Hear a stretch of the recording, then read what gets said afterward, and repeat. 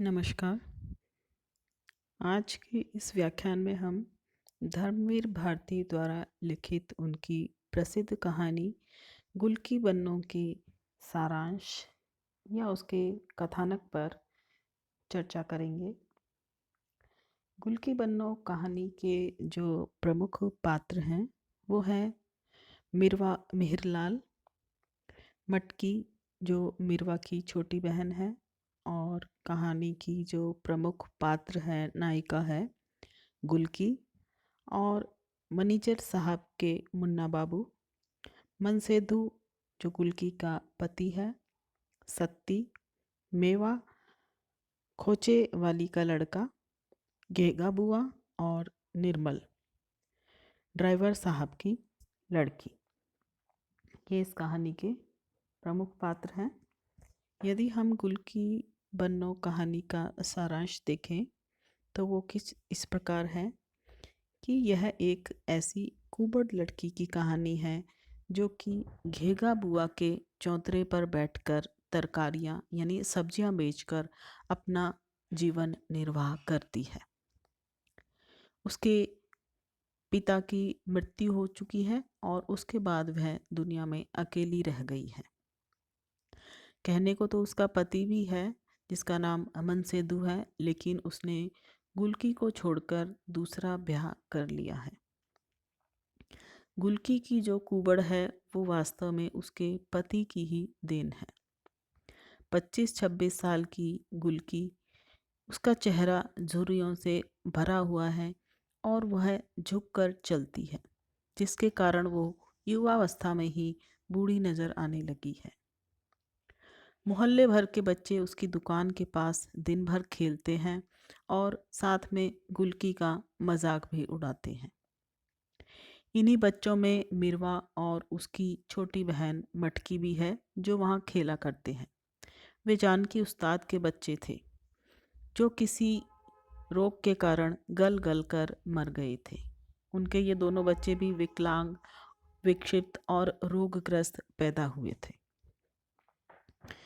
मिरवा को गाना बहुत अच्छा लगता था, इसलिए वह गुलकी की दुकान के पास बैठकर तुझे बच याद कलते अम छनम और इसे तुतला कर वो गाना गाया करता था और उसकी बहन गुलकी से कुछ ना कुछ खाने के लिए ले लिया करती थी। इनकी जो महफिल है, जो गुलकी के तरकारी के चबूतरे पर लगती है, उसमें एक झबरी कुतिया भी शामिल रहती है। सत्ती कभी कभी गुलकी से मिलने आती थी।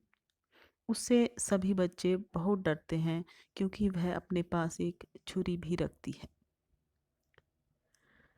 कुछ दिन बाद घेघा बुआ से गुलकी का झगड़ा हो जाता है, जिसके चलते गुलकी को उसका चौतरा छोड़ना पड़ता है और साथ साथ उसकी तरकारियों के लिए जगह भी उससे छिन जाती है।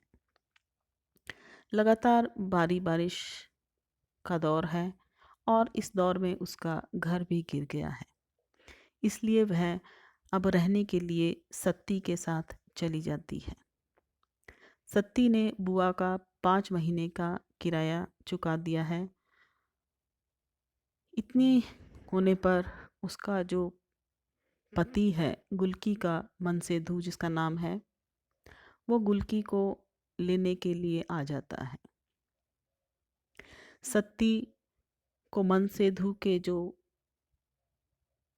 उसकी जो भावनाएं हैं वो सही नहीं लगती हैं। उसको लगता है कहीं ना कुछ कहीं ना कहीं गड़बड़ है और वह गुलकी को लाख मना करती है कि वह मनसेधु के साथ ना जाए। लेकिन गुलकी जब उसका पति लेने आ ही गया है और उसका खुद का घर है तो वह उसको मना नहीं करती है और उसके साथ चलने से को तैयार भी हो जाती है। और पति के साथ लौटने पर वह इतनी खुश है कि उसे लगता है कि वो पहली बार अपने ससुराल जा रही है। लेकिन मनसेधु की नीयत सही नहीं है।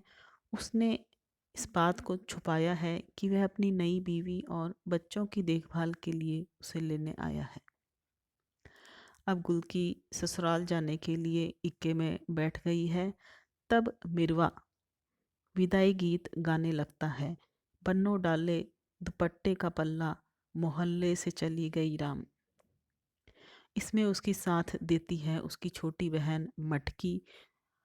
बन्नो चली गई राम, बन्नो चली गई लाम, बन्नो चली गई लाम। और इस प्रकार इक्का मुड़ता है और गुल्की जो है वहाँ से अदृश्य हो जाती है और मनसेधु के साथ चली जाती है। इसी के साथ ये कहानी यहीं समाप्त हो जाती है।